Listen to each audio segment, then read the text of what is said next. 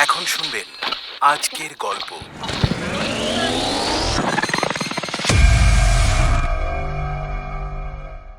আপনি কোনো মহিলাকে দেখলেন? আপনিও শুনলেন না? ওই ঘরে একা যাবেন না প্লিজ। কেন, কি সমস্যা ওই ঘরে? আমি কাউকে দেখিনি, তবে তবে হ্যাঁ, মনে হলো যেন কোনো মহিলা তার বাচ্চাকে দেখার জন্য বারবার ডাকছেন আমাকে। আসলে বেশ কয়েক মাস আগে একটা ঘটনা ঘটেছিল। সোনালী নামে এক মহিলার ডেলিভারি হওয়ার পর তার বাচ্চা হারিয়ে যায়। সত্যি বলতে কি, আমি যতদূর জানি ওনাকে বলা হয় বাচ্চাটা জন্মের পরই মারা গেছে। কি বলছেন আপনি? যাই হোক, তারপর? একদম ভেঙে পড়ল, খাওয়া দাওয়া ছেড়ে দিল, নানা রকম জটিলতা তৈরি হলো শরীরে। তারপর হঠাৎ একদিন রাতে 3 তলার ব্যালকনি থেকে ঝাঁপ দিল। তারপর থেকেই শুরু। ছায়া দেখা যায় বারান্দায়, কান্না শোনা যায় রাতে।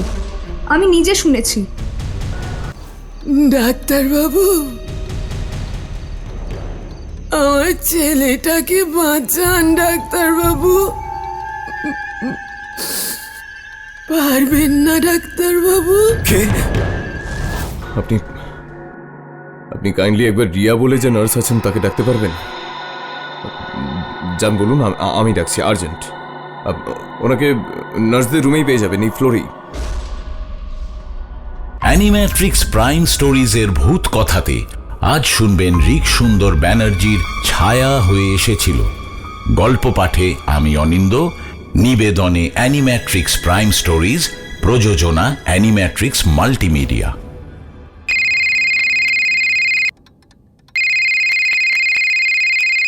আরে রাউন্ড হয়ে গেছে। আরে আজ তো সারাদিনই এমার্জেন্সিতে। ছুটি আবার কি? আরে না না না না, পেশেন্টের পর পেশেন্ট, আর সবই প্রায় serious. Local hospital, health centre হাত তুলে দিয়েছে, বলেছে কলকাতায় নিয়ে যান। তারপর একটা বাইক অ্যাক্সিডেন্ট কেস নিয়ে এসেছে। একটা আসার সময় মারা গেছে, আর একটাকে ট্রমা কেয়ারে পাঠালাম, ওটাও গন কেস, সিভিয়ার হেড ইনজিউরি। এর মধ্যে আবার অ্যাডমিশনের জন্য পলিটিক্যাল প্রেশার। যাই হোক, ফ্রি হয়ে ডিনার করে হাত ধুচ্ছিলাম, তখনই তোর ফোনটা এলো। স্যার, স্যার, ডাক্তারবাবু শুনতে পাচ্ছেন? এই 1 মিনিট হোল্ড করতো, এখন আবার কে এলো কে জানে। ওকে, নো প্রবলেম। তাহলে পরে কাল ফোন করি। আরে না না, জাস্ট হোল্ড কর না। হ্যাঁ, কে? কি ব্যাপার বলুন, শুনতে পাচ্ছি, বলুন। আরে কি মুশকিল, উত্তর দেয় না কেন? ওই দেখ, আবার জোরে জোরে দরজা নক করছে, শুনতে পেলি নিশ্চয়ই? না রে, এদিকে আসছে না শব্দটা। ঠিক আছে, তুই দরজা খোল, সামনে নে ব্যাপারটা, পরে কথা হচ্ছে। আমিও এবার শোবো, রাখলাম রে, গুড নাইট। ওকে, গুড নাইট। হ্যাঁ, কে? আরে গেল কোথায়? আশ্চর্য, মানেটা কি? একটু আগেই তো শুনলাম একজন মহিলা ডাকছে, দরজা নক করছে। এক্সকিউজ মি, কেউ কি ডাকছিলেন আমায়?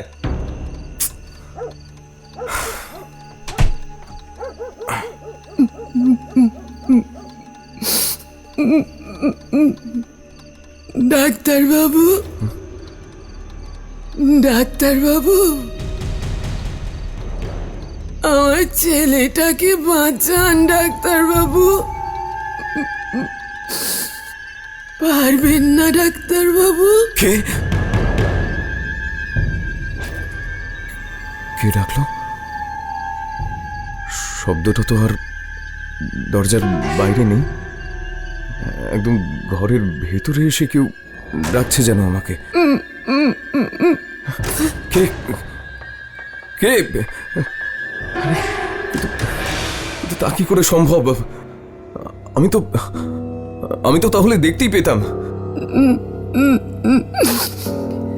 মা হিসেবে আমি আমার ছেলের প্রাণ ভিক্ষা চাইছি ডাক্তারবাবু।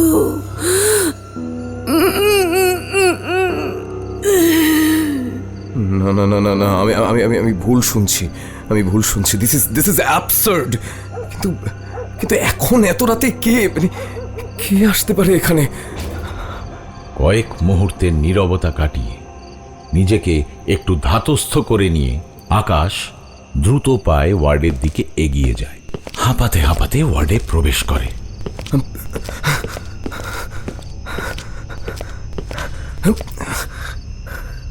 টান টান উত্তেজনা নিয়ে ভয় মিশ্রিত গলায় নার্স রিয়া জিজ্ঞেস করে, স্যার, আপনি আপনি কোনো মহিলাকে দেখলেন? আপনিও শুনলেন না? ওই ঘরে একা যাবেন না প্লিজ। কেন, কি সমস্যা ওই ঘরে?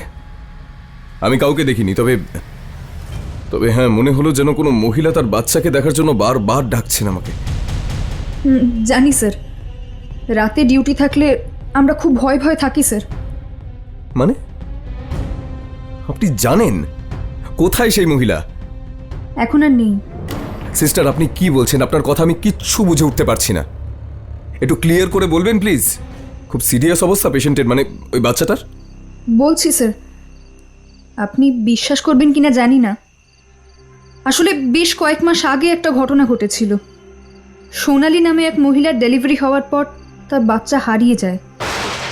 সত্যি বলতে কি, আমি যতদূর জানি ওনাকে বলা হয় বাচ্চাটা জন্মের পরই মারা গেছে। কি বলছেন আপনি? যাই হোক, তারপর? যা হয় স্যার, মা তো একদম ভেঙে পড়ল, খাওয়া দাওয়া ছেড়ে দিল, নানা রকম জটিলতা তৈরি হলো শরীরে। এমন অবস্থা হলো যে সাইকিয়াট্রিস্টকেও রেফার করা হয়েছিল। তারপর হঠাৎ একদিন রাতে 3 তলার ব্যালকনি থেকে ঝাঁপ দিল। তারপর থেকেই শুরু। ছায়া দেখা যায় বারান্দায়, কান্না শোনা যায় রাতে। আমি নিজে শুনেছি, আমার বাচ্চা ফিরিয়ে দাও ওকে, এই সব বলছে কোনো মহিলা, কান্নার শব্দ। কিন্তু বিশ্বাস করুন, কোনোদিনও চোখে দেখতে পাইনি। আপনি আপনি নিজে একজন নার্স হয়ে ভূত প্রেত এসবে বিশ্বাস করেন নাকি? আমার বিশ্বাসে কি এসে যায় বলুন? আমি যে মিথ্যে কথা বলছি না সে তো আপনি নিজেও বুঝতে পারছেন, কারণ আজ আপনিও শুনেছেন সেই গলা। আকাশ এইবার খানিক দমে গিয়ে চুপ করে থাকে। নিজের কানকে সে অবিশ্বাস করবে কি করে? লম্বা ফাঁকা করিডোরের শেষ প্রান্তে একটা কালো বিড়াল তার দিকে তাকিয়ে আছে। বেশিক্ষণ সেদিকে তাকিয়ে থাকতে পারল না আকাশ। চোখ ফিরিয়ে নিয়ে বলল, রিয়া, আমরা বিজ্ঞান নিয়ে পড়াশোনা করে এইসব কুসংস্কারকে কি করে মানি বলো তো? কোনো প্রমাণ আছে? সাউন্ড লাইটের রিফ্লেকশনেও অনেক সময় এই ধরনের হ্যালুসিনেশন হয়। আত্মা, ভূত, প্রেত, পরজন্ম এসব আমরা বিশ্বাস করি না। আমাদের মানায় না এগুলোকে প্রশ্রয় দেওয়া। তাছাড়া কোনো প্রমাণ নেই যার... আচ্ছা, এই যে ধরো না, এই কালো বিড়াল নিয়ে কত রকমের কুসংস্কার আছে, এটাও সেই রকমই। কথায় কথায় আপনি যখন ওই কালো বেড়ালের কথাও তুললেন, তখন এটাও জানিয়ে রাখি যে একটা কালো বেড়াল আসে। ওকে দেখা যায় শুধু যখন ওই মহিলার উপস্থিতি আমরা বুঝতে পারি, কই অন্য সময় তো দেখি না। এর কি ব্যাখ্যা দেবেন আপনি বলুন স্যার? আকাশ বুঝতে পারে বাইরে যথেষ্ট ঠান্ডা পড়লেও ওর কপালে বিন্দু বিন্দু ঘাম জমে উঠছে। কিছুটা বিভ্রান্ত, বিরক্ত, হয়তো ভয়ও পাচ্ছে, কিন্তু সেটা প্রকাশ করার বান্দাও নয়। ডাক্তারি পড়ার সময় ওর হোস্টেলটা ছিল মর্গের কাছে। অনেকেই অনেক সময় নানা অস্বাভাবিক অভিজ্ঞতার কথা বললেও সে বরাবরই ছিল একটু সাহসী, ডাকাবুকো টাইপের। এই সব ভৌতিক ব্যাপার বিশ্বাস করানো কঠিন। সে নার্স রিয়ার কাছে জানতে চায়, আপনি যা বলছেন তার কি কোনো প্রমাণ আছে? না স্যার, ওইভাবে প্রমাণ দিতে পারবো না, কিন্তু আমার এক সিনিয়র কলিগ লিনা দি রাতে বারান্দায় ছায়া দেখেছে, বেশ কয়েকবার দেখেছে। প্রথম সে এসেই জানায় ব্যাপারটা, যে রাতে ঘটনাটা ঘটে সেদিন ওর নাইট ছিল না, কিন্তু ওই সোনালি বলে মহিলাকে সেদিন সকালেও অ্যাটেন্ড করেছিল ও। কি দেখেছিলেন উনি? পেশেন্টদের ড্রেস পরা, লম্বা এলোমেলো চুলের এক মহিলা সিঁড়ি দিয়ে নেমে আসছে, উদ্ভ্রান্তের মতো এক ওয়ার্ড থেকে অন্য ওয়ার্ডে চলে যাচ্ছে অসম্ভব দ্রুততার সাথে, ঠিক মানুষের মতো নয়। লিনাদিকে তো আপনি জানেন, একসময় ওটিতেও অ্যাসিস্ট করত, খুবই সাহসী। ও খুব কৌতূহল নিয়ে ফলো করেছিল ওই মহিলাকে, কিন্তু কাউকে দেখতে পায়নি। পরে জানতে পারে একজন বয়স্ক সাফাই কর্মী রাতে রাস্তা থেকে ওপরের ব্যালকনিতে এক মহিলাকে ঝুঁকে নিচে তাকিয়ে থাকতে দেখেছিল, চোখ দুটো লাল। একটু পরেই অদৃশ্য হয়ে যায়।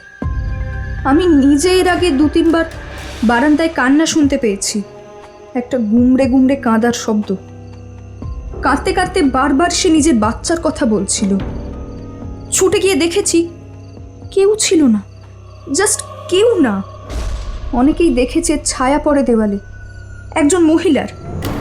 আজ রাতে আপনার ঘরে যাবেন না, প্লিজ ওয়ার্ডেই থাকুন স্যার। না না না না, এসব এসব হ্যালুসিনেশন, ক্লান্তি, স্ট্রেস। কিন্তু কিন্তু এটা ঘটনা যে ওই গলাটা আমিও আজ সত্যি শুনলাম। এটা 3 তলার বারান্দার কথা বলছিলেন না? ওই বারান্দাটা আমি আসার পর থেকে দেখছি লাইটগুলো হয় কেউ নিভিয়ে দেয় বা খারাপ থাকে। আমার মনে হয় ভদ্রমহিলা সেই সুযোগটাই নিয়েছিলেন যাতে যাতে কেউ দেখতে না পায়। একদমই ভুল ধারণা এটা আপনার। আপনি যেটা বলছেন সেটা আগে ছিল না স্যার, ওই ঘটনার পর থেকেই হচ্ছে। মাঝে মাঝেই লাইটগুলো খারাপ হয়ে যায়, ইলেকট্রিশিয়ানও কোনো ফল্ট পায়নি, তবু হয়। কোনোটাই তো বানিয়ে বলছি না স্যার, আপনি বুঝতেই পারছেন আশা করি। ঠিক তখনই হঠাৎ দূরে আবার সেই চাপা কান্নার শব্দ শোনা যায়। প্রথমে বুঝতে না পারলেও শব্দটা বাড়তে থাকে, কারুর একটা সিঁড়ি দিয়ে দ্রুত নেমে আসার শব্দ। কান্নার শব্দটা ক্রমশ কাছে এগিয়ে আসছে। আকাশ এবং রিয়া দুজনেই শুনতে পাচ্ছে। একে অপরের মুখের দিকে তাকায় তারা। গলা দিয়ে শব্দ বেরোচ্ছে না কারুর, শুধু সেই মহিলার বিকৃত স্বর শোনা যায়। আমার বাচ্চাটা ফিরিয়ে দিন, আমার ডাক্তারবাবু, ফিরিয়ে দিন। স্যার, ওই যে স্যার, আবার বলেছিলাম আপনাকে। আমি রুমে চলে যাচ্ছি স্যার। আকাশ ধীর পায়ে নিজের রেস্ট রুমে ফিরে যায়। গলা শুকিয়ে গেছে তারও, ভীষণ অস্থির লাগছে। এই প্রথমবার জীবনে এতটা ভয় পেয়েছে সে।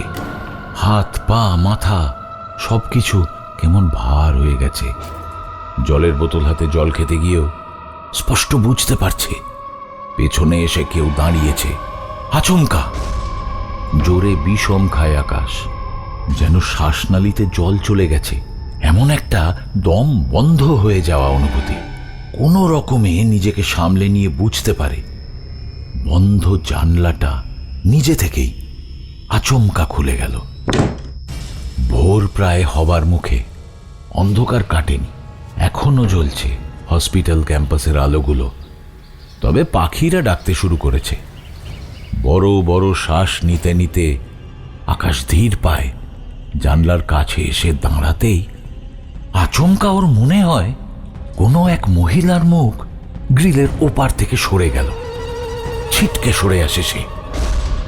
তারপর নিজের মনেই স্বগতোক্তির মতন বলে,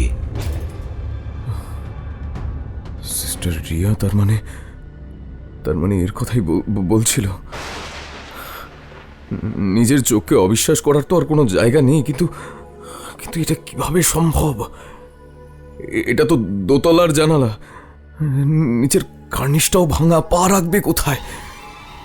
আকাশ আর কিছু ভাবতে পারার অবস্থাতেই নেই। হঠাৎ কয়েক সেকেন্ডের মধ্যেই সেই অবয়ব আর দেখতে পায় না। অনেক দূরে চলে যাচ্ছে একটা কান্নার শব্দ, বড় অসহায় আর করুণ সেই শব্দ। সেই কান্নায় অদ্ভুতভাবে মিশে যাচ্ছে একটা সদ্যজাত বাচ্চার কান্নাও। জানলাটা বন্ধ করে হাসপাতালের লোহার নীল রঙের খাটটায় বালিশটা সোজা করে হেলান দিয়ে চোখ বুজে থাকতে থাকতে ক্লান্তিতে আকাশ কখন ঘুমিয়ে পড়েছে নিজেও বুঝতে পারেনি। দরজায় জোরে টোকা মারার শব্দে ঘুম ভেঙে যায় তার। চোখ খুলে অবাক হয়ে দেখে জানলাটা খোলা। ভোরের আলো ফুটতে শুরু করেছে। বাইরে ঠান্ডা হাওয়া ঢুকছে উত্তরের জানলাটা দিয়ে। উঠে গিয়ে দরজা খুলে দেখে বাইরে একজন মহিলা দাঁড়িয়ে। গতকাল রাতে জানলায় দেখা মুখের সঙ্গে কোথায় যেন একটা মিল আছে তার। সে হাত জোর করে নমস্কারের ভঙ্গিতে নিজের পরিচয় দেয়। নমস্কার ডাক্তারবাবু, আমার নাম মায়া। সোনালি, আমার একমাত্র দাদার স্ত্রী। আপনার সঙ্গে কিছু কথা ছিল। সরি, বিরক্ত করতে বাধ্য হলাম।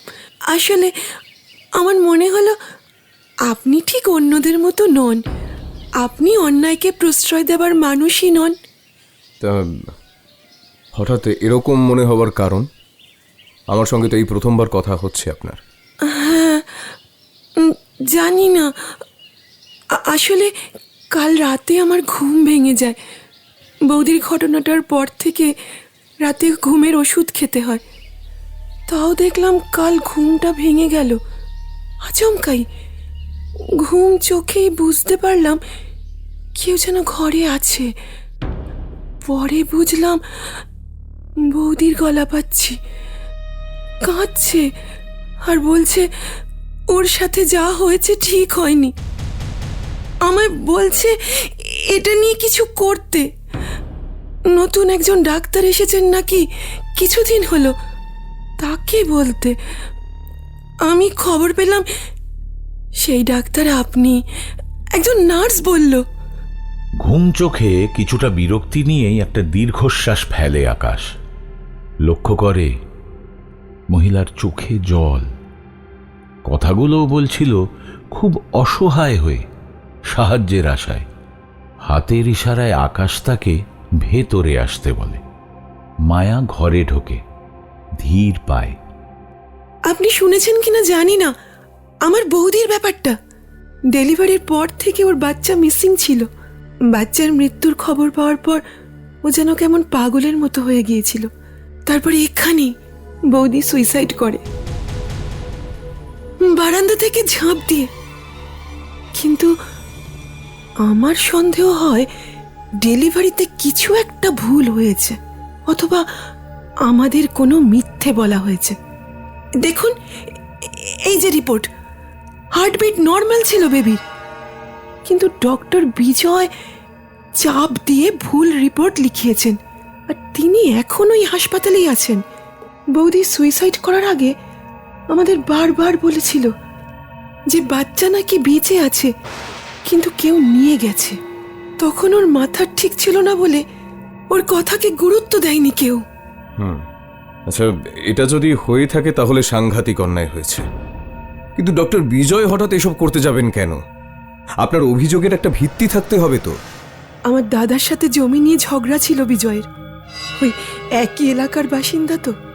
বাচ্চা জীবিত ছিল, কিন্তু লুকিয়ে বিক্রি করা হয়েছে অবৈধ অ্যাডপশন চক্রকে। কোনো বড়লোক ফ্যামিলির কাছ থেকে অনেক অনেক টাকা নিয়ে তাদেরকে বাচ্চাটা দিয়ে দেওয়া হয়েছে। আমরা সেটা পরে জেনেছি, কিন্তু আমাদের বারবার ভুল প্রমাণ করার চেষ্টা করা হয়েছে, আজও হচ্ছে। আপনি হয়তো নিজেও জানেন না কত বড় অভিযোগ করছেন আপনি। না, আমি একবারও বলছি না আপনি ভুল, কিন্তু আমায় পুরনো ফাইল দেখতে হবে। আচ্ছা, আপনারা পুলিশে কমপ্লেন করেননি? করেছিলাম ডাক্তারবাবু, সে আরেক কাহিনী। সবাই টাকার কাছে বিক্রি হয়ে গেছে ডাক্তারবাবু, পুরো সিস্টেমটাই। সেই জন্যই তো আপনার কাছে সাহায্যের জন্য ছুটে এসেছি।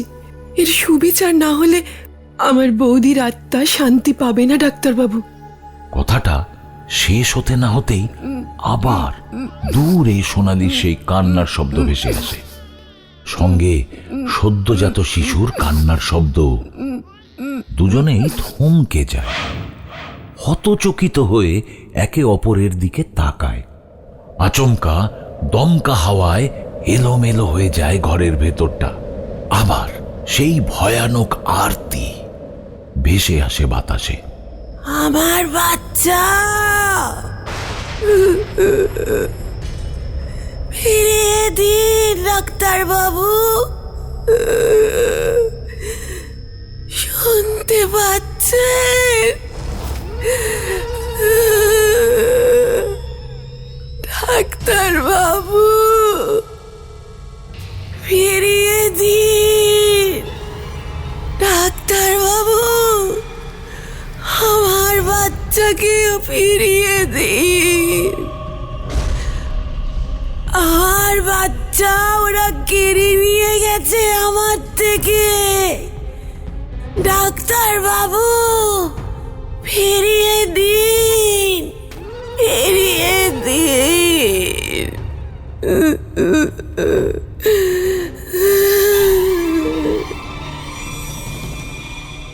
সকালের আলো তখনও পুরোপুরি ফোটেনি।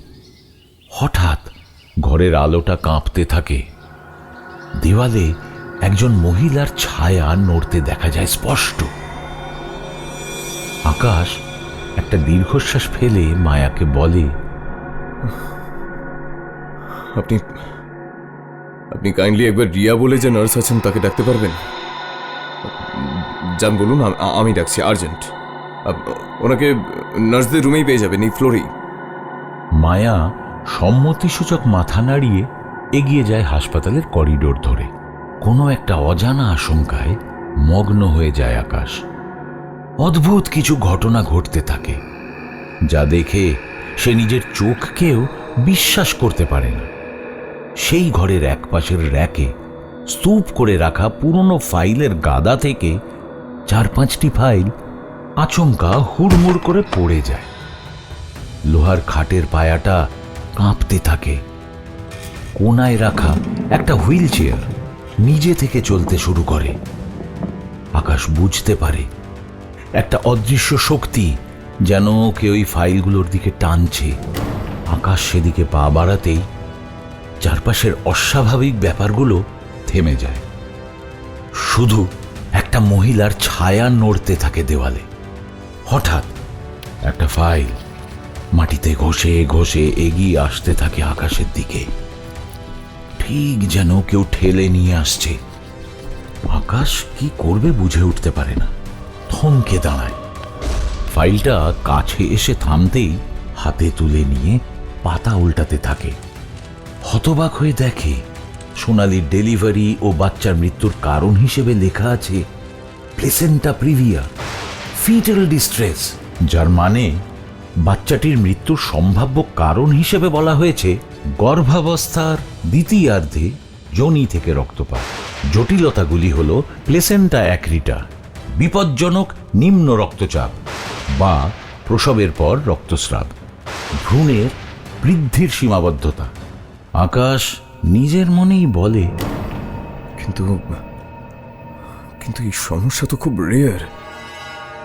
বিশেষ করে এখনকার মেডিকেল সায়েন্স এতটাই উন্নত, আর মায়ের বয়স 20 কম বা 36-এর বেশি হলে একটা কথা ছিল। তাছাড়া আমি যতদূর বুঝতে পারছি সম্ভবত প্রথম সন্তান, সেক্ষেত্রেও তো চান্স খুব কম। স্ট্রেঞ্জ।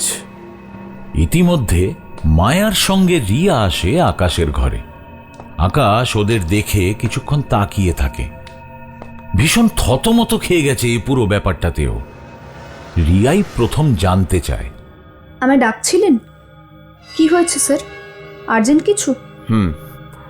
আচ্ছা, আপনি কি সোনালী দেবীর ডেলিভারি রিলেটেড কোনো ফাইল দেখেছিলেন? সেখানে বাচ্চাটার কজ অফ ডেথ কি ছিল জানেন? না, আমি নিজে দেখিনি, তবে শুনেছিলাম।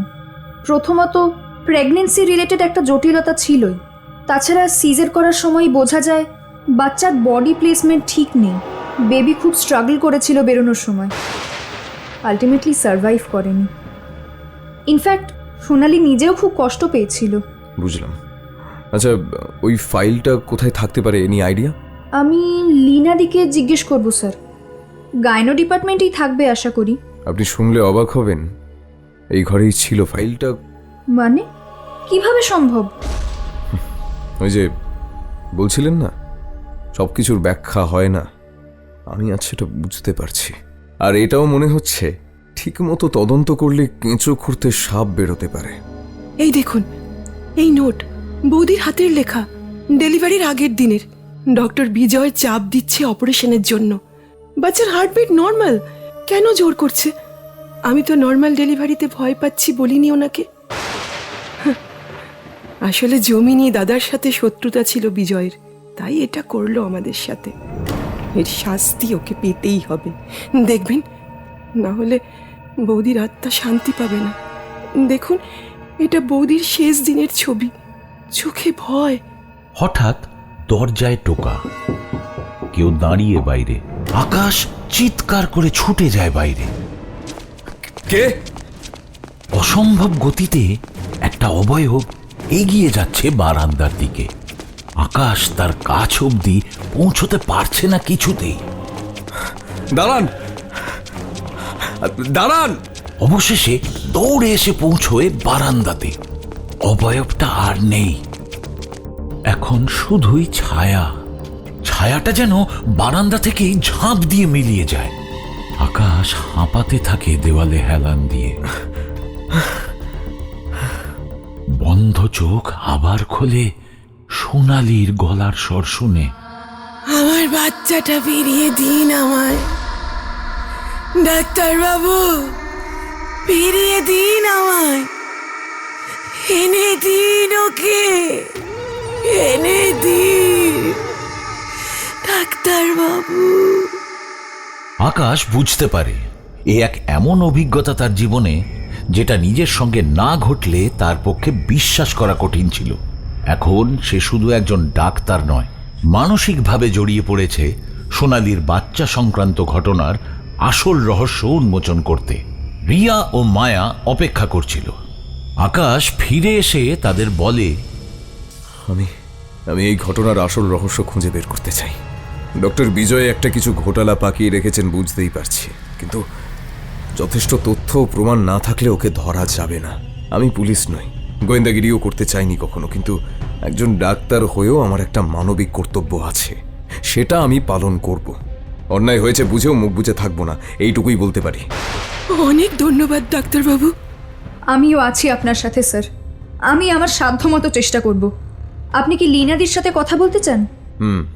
জাস্ট এটাই ভাবছিলাম, ওনার সঙ্গে কথা বলাটা খুবই জরুরি। সত্যি বলতে কি, এই ব্যাপারে সবার আগে আমায় সিস্টার লিনার সঙ্গেই কথা বলতে হবে। আগের দিন নাইট শিফটে ডিউটি ছিল সিস্টার লিনার। ফিনাইলের, নানা রকম ওষুধ, হাসপাতালের বর্জ্য এবং ক্লোরোফর্মের গন্ধ মেশানো করিডোর দিয়ে নিজের রুমে এসে পৌঁছলেন সিস্টার লিনা। বিয়ে করেননি, থাকেন হাসপাতাল কম্পাউন্ডের নার্সিং হোস্টেলেই। অপেক্ষা করছিল আকাশ। লিনা এসে বলে, সরি, আমার একটু আগেই আসার কথা ছিল, দেরি হয়ে গেল। অসুবিধে নেই সিস্টার, আমার সোনালির কেসটা নিয়ে আপনার একটু হেল্প লাগবে। আমি এই নিয়ে কথা বলতে চেয়েছিলাম, কিন্তু কাউকে পাশে পাইনি। আমি জানি সবটা, আমি নিজে বাচ্চাটার কান্নার আওয়াজ শুনেছি, কিন্তু পরে দেখলাম ডক্টর বিজয় অন্য রিপোর্ট দিয়েছেন, তাতে লেখা মৃত বাচ্চা জন্মেছে। লীনাদি, এটা কিন্তু একটা গুরুতর অভিযোগ, প্রমাণ দরকার। কোনো টেপ বা ফাইল কিছু পাবো যেখানে বিজয় স্যারের সই আছে? আমার ধারণা এর পেছনে কোনো একটা চক্র কাজ করছে, যারা অবৈধ বাচ্চা অ্যাডপশনের সঙ্গে জড়িয়ে। তবে আপনি যে ধরনের প্রমাণ চাইছেন সেটা কতটা পাওয়া যাবে আমি শিওর নই। কিন্তু সেদিন আপনি ওটিতে ছিলেন না? একজন নার্স ছিল, আমি ছিলাম না, কিন্তু সেই নার্স আর নেই। ওই ঘটনার পর থেকেই সে বেপাত্তা। ঠিক তখনই আবার সোনালির কান্না আর কথা ভেসে আসে। আমার বাচ্চা,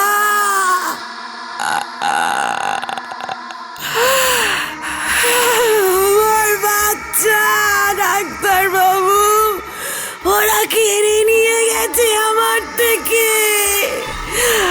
আমার বাচ্চা,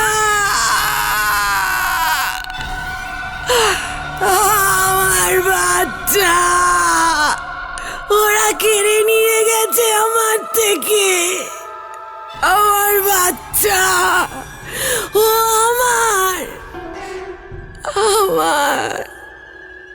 ওরা চমকে তাকায়। দেওয়ালে এক মহিলার অবয়ব দাঁড়িয়ে আছে ছায়া হয়ে। ইতিমধ্যে মায়াকে নিয়ে রিয়াও সেখানে আসে।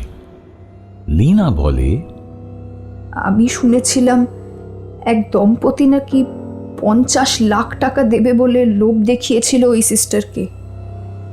ডক্টর, এই হাসপাতালের ডকুমেন্টস, পুরনো যাবতীয় নথিপত্র রাখার একটা ঘর আছে, আমরা বরং সেখানে যাই এখনই। রিয়া, চলো। এই ঘরটা অন্ধকার, আলোর সুইচ খারাপ, টর্চের আলোতে কিছু খোঁজা প্রায় অসম্ভব। তবু তার মধ্যেই শুরু হলো প্রমাণ খোঁজার চেষ্টা। ধুলোতে দম আটকে আসছে সবার। অন্ধকারের মধ্যেও সবাই বুঝতে পারল এই ঘরে কেউ আছে যে অস্থির হয়ে ঘুরে বেড়াচ্ছে। সে যেন ওদের জন্য জিনিসপত্র সরিয়ে দিচ্ছে। হঠাৎ একটা কিছু ওপর থেকে পড়ার শব্দ হলো। আকাশ দেখল তার পায়ের কাছে একটা রেকর্ডার। সে হাতে তুলে নিয়ে উত্তেজিত হয়ে বলল, আমি একটা জিনিস পেয়েছি। এদিকে আলো দেখাবেন তো একটু। মনে হচ্ছে ছোট রেকর্ডার টাইপের কিছু। টর্চের আলোয় স্পষ্ট দেখা গেল সোনালীর অবয়ব একপাশে দাঁড়িয়ে আছে। এই প্রথমবার তার ঠোঁটের কোণে ম্লান হাসি দেখা গেল, খুব করুণ। চোখ দিয়ে জল পড়ছে, কিন্তু ঠোঁটে আলতো স্বস্তির ছোঁয়া। তারপরেই একটা চাপা কান্না নিয়ে মিলিয়ে গেল সেই অবয়ব। আকাশ টেপ রেকর্ডারটার একটা বাটন প্রেস করে। অপারেশন থিয়েটারের কাঁচের হিস হিস, শিশুর কান্না ওভারল্যাপ করে শোনা যায় ডক্টর বিজয়ের গলা। চাপা ফিসফিসে গলায় নার্সকে বলছে, মৃত সন্তান রেকর্ড করো এখনই। বাচ্চাটা যেখানে বলেছিলাম ট্রান্সফার করো। 50 লাখের থেকে বড় কমিশন পাবে তুমি। সোনালি কেন, ওর 14 গোষ্ঠীও যেন কিছু জানতে না পারে। শোনো, হার্টবিট মুছে ফেলো, কোনো প্রমাণ থাকবে না। সবাই হতবাক। কারোর মুখে কোনো কথা নেই, গলা দিয়ে শব্দ বেরোচ্ছে না কারোর। শিশুর কান্না তীব্র হয়, সোনালির জ্ঞান ফিরে আসা গলার আর্তনাদ সব মিলেমিশে যায়। সে যন্ত্রণা কাতর গলায় বারবার জিজ্ঞেস করে, আমার বাচ্চাটা কোথায়? দিন আমার বাচ্চাটাকে, একটু ছুঁতে দিন। কোথায় নিয়ে যাচ্ছেন ওকে? ডাক্তার বাবু, ডাক্তার বাবু। এটা আমার বৌদির গলা। বিজয় খুনি, বাচ্চা চুরি করেছে লোকটা। আমার দাদার সঙ্গে জমি নিয়ে ঝামেলার জন্য এত বড় পাপ করেছে। এবার প্রমাণ আছে, পুলিশকে কল করছি। বিজয়কে এখনই ধরতে হবে। রিয়া, আপনি কি দেখছেন ওটা? আমি জানি না ডক্টর, নিজের চোখকে বিশ্বাস করতে পারছি না। কয়েক মাস আগের রেকর্ড, ডক্টর বিজয়ের সই। সোনালির কেসে অপারেশন করার জন্য চাপ দিয়েছে, কিন্তু বাচ্চা জীবিত ছিল। অ্যাডপশন ট্রান্সফার লেখা আছে কোডে। বিজয় জড়িত ছিল অবৈধ বিক্রির চক্রে। ধনী পরিবারকে বাচ্চা সাপ্লাই করতো। গ্রেট, আর একটা প্রমাণ। Thank you Riya, thank you. আমার কাঁধের পাশে কাগজটা এসে পড়ল। আমি খুঁজে পাইনি। বোধহয় সোনালী দেবীর আত্মাই সাহায্য করছে আমাদের। আমারও তাই মনে হচ্ছে। মারাত্মক দুর্নীতির চক্র, মৃত্যুর কভারে অর্গান ট্রাফিকিং, অ্যাডপশন বিক্রি। বিজয়কে ডাক্তার বলতেও ঘেন্না করছে এখন। ছি, আমার বৌদি ওর জন্যই আত্মহত্যা করেছে। হঠাৎ সবাইকে চমকে দিয়ে শোনা যায় একটা অদ্ভুত শব্দ। কেউ যেন কাউকে হিচড়ে হিচড়ে টানতে টানতে নিয়ে আসছে। সঙ্গে সেই সোনালির গোঙানির মতন কান্না মিলেমিশে যাওয়া একটা ভয়ানক পরিবেশ। হঠাৎ দরজায় পায়ের শব্দ, একজন পুরুষের ছায়া দেখা যায়। আকাশ প্রশ্ন করে, কে ওখানে? আমি আমি আমি আমি বিজয়। তোমরা তোমরা জানো না আমার অতীত। সেই 10 বছর আগে শুরু। আমি চাষার ছেলে। বাবা জুয়ো খেলে, মদ খেয়ে জমি বাড়ি সব খুইয়ে লিভার ক্যান্সারে মারা গেল। আমি তার মধ্যেও পড়াশোনা করে ডাক্তার হলাম, কিন্তু বাবার চারিদিকে ধার, মায়ের ক্যান্সার, সব মিলিয়ে আমার আর চলছিল না। যা রোজগার করছিলাম সব এসবেই চলে যাচ্ছিল। অল্প একটু জমি ছিল, সেটা নিয়েও প্রথমে ওই সোনালির শ্বশুর, আর তারপর বরের সাথে কোর্ট কাছারি করতে করতে বুঝলাম সোজা পথে হবে না। ঠিক তখনই একটা অফার এলো। প্রথম বাচ্চাটাকে বিক্রি করলাম 20 লক্ষ টাকায়। র্যাকেট আরো বড় হলো। কিন্তু সোনালির বাচ্চাকে আমি মারিনি। ওকে ওকে বড় একটা বাড়িতে বিক্রি করে দিয়েছি। কিন্তু সোনালির আত্মা আমাকে ছাড়লো না। আমাকে ছাড়বে না, সে ছাড়বে না, ও আমাকে শেষ করে দেবে। আমাকে আমাকে বাঁচান, আপনারা বাঁচান, বাঁচান, আমাকে বাঁচান। আপনি খুনি, বৌদির বাচ্চা ফিরিয়ে দিন। শয়তানের রক্ত মুখে যা বলে কাজে অন্য কিছু করতে চায়। বিজয়ও তাই। ওর হাতে ঝলসে উঠল ছুরি। আচমকা ছুরি তুলে মায়ার দিকে তেড়ে যেতেই আকাশ ধরে ফেলে ছুরি কেড়ে নিয়ে এক ঘুষিতে চোয়াল ফাটিয়ে দেয়।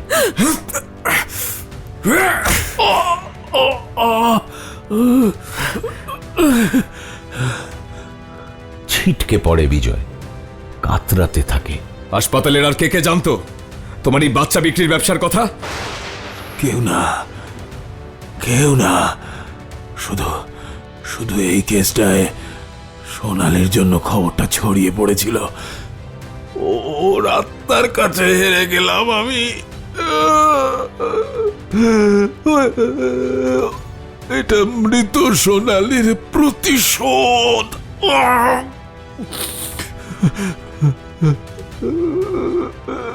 থামুন, পুলিশ আসছে, সব দুর্নীতির রেকর্ড আছে। পুলিশের সাইরেন শোনা যায়।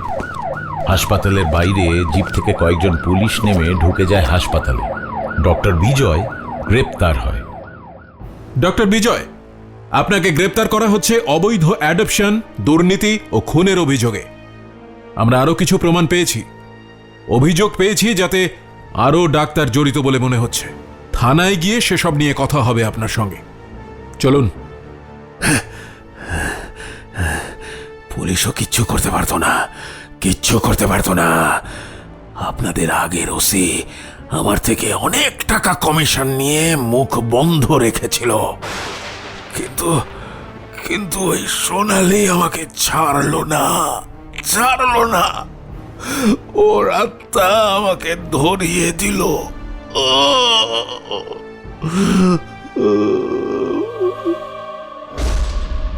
আবার একটা নতুন সকাল হাসপাতালে।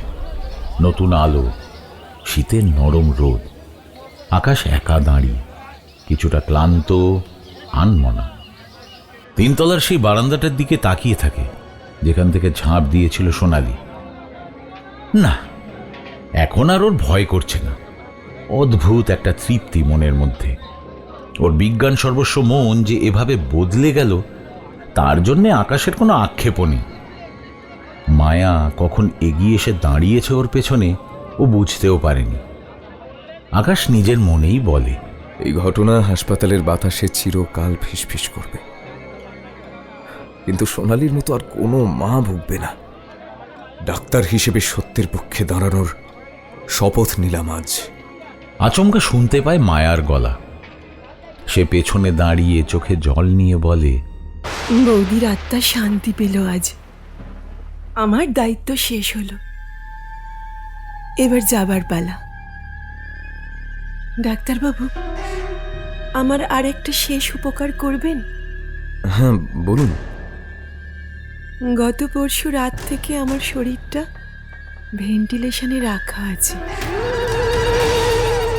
আমার স্বামী ওখানে ঠায় বসে আছে, খুব কষ্ট পাচ্ছে ও। ওকে প্লিজ গিয়ে বলুন ঘুমের মধ্যে হার্ট অ্যাটাক হয়ে পরশু রাতেই আমি মারা গেছি। ওরা যেন আমার শরীরটা আর আটকে না রাখে। আমার এই উপকারটা করে দিন ডাক্তারবাবু। বৌদি অপেক্ষা করছে, আমি আসি। কথা শেষ করে আকাশের চোখের সামনেই হাওয়ায় মিলিয়ে গেল মায়ার অবয়ব। আকাশ তখনও সেখানে দাঁড়িয়ে, নীরব, নিথর।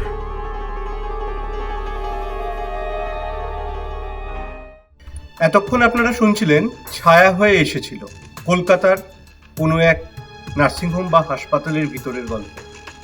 রাতের অন্ধকারে একজন ডাক্তারের অভিজ্ঞতা। এই গল্পের সাথে জুড়ে থাকা এই যে মহিলা অশরীরীকে আমরা দেখি, এ আসলে চিরগুণীর প্রতিনিধিত্ব করে। চিরগুণী কাকে বলে? চিরগুণী হলো এমন এক অশরীরী অস্তিত্ব যারা মৃত্যুর সময় প্রচণ্ড যন্ত্রণা পেয়েছে এবং অবশ্যই তাদের সেই সময় প্রসব সম্ভাবনা ছিল। যন্ত্রণা পাওয়া অত্যাচারিত নিপীড়িত এরা পরবর্তীকালে সমাজের কাছেই যেন ফিরে আসে নিজেদের উপর হয়ে যাওয়া অত্যাচারের জবাব চাইতে। এরা সন্তান সম্ভবা মহিলাদের এবং তাদের সন্তানদের আক্রমণ করতে পারে। চিরগুণী বাংলার এক অশরীরী অস্তিত্ব। গল্প পাঠে আমি অনিন্দ।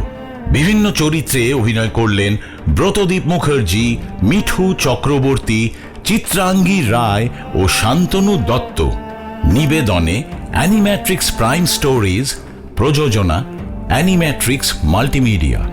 আমাদের গল্পগুলো যদি আপনাদের ভালো লেগে থাকে তাহলে চ্যানেলটি সাবস্ক্রাইব করে বেল আইকন প্রেস করতে ভুলবেন না যেন। এমন সব গল্প শুনতে হলে সাবস্ক্রাইব করুন অ্যানিম্যাট্রিক্স প্রাইম স্টোরিজ।